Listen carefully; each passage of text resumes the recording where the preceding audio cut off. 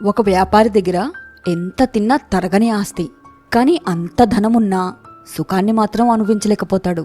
ఇది తెలుసుకున్న ఆ వ్యాపారి నౌకరు ఆ వ్యాపారితో, అయ్యా, మన ఊరి చివర ఒక సాధువుంటాడు, మీరతన్ని కలిసి మీ బాధ గురించి చెప్పుకుంటే పరిష్కారం దొరకొచ్చు అని అంటాడు. వ్యాపారి తన ధనమంతా మూటగట్టి ఆ సాధువుని కలిసి, స్వామి, నా దగ్గర ఇంత ధనముంది, అయినా గాని సుఖాన్ని అనుభవించలేకపోతున్నా అని తన గోడు చెప్పుకుంటాడు. ఆ సాధువు 2 క్షణాలు ఆలోచించి ఆ ధనం మూట తీసుకుని పరుగు పెడతాడు. ఇది చూసిన వ్యాపారి, అయ్యో, సాధువనుకోనొచ్చా, పెద్ద దొంగలా ఉన్నాడేంటి అనంటూ, దొంగ దొంగ, నా ధనమంతా తీసుకుని పారిపోతున్నాడు అనుకుంటూ తన వెనకాల పరిగెత్తుతాడు. ఎంత దూరం పరిగెట్టినా ఆ సాధు వ్యాపారి చేతికి చిక్కడు. ఇక సాయంత్రం అయ్యేసరికి వ్యాపారి అలసిపోయి తిరిగి తనింటికి బయలుదేరతాడు.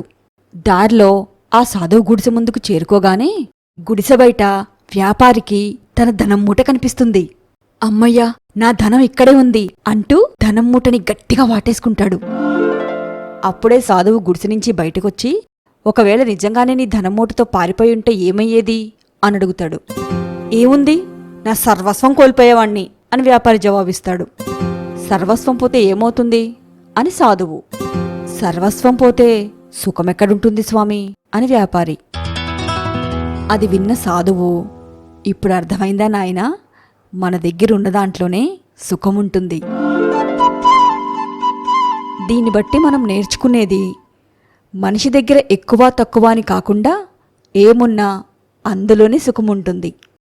దానికోసం అనవసరపు పరుగు పెట్టడం మూర్ఖత్వం.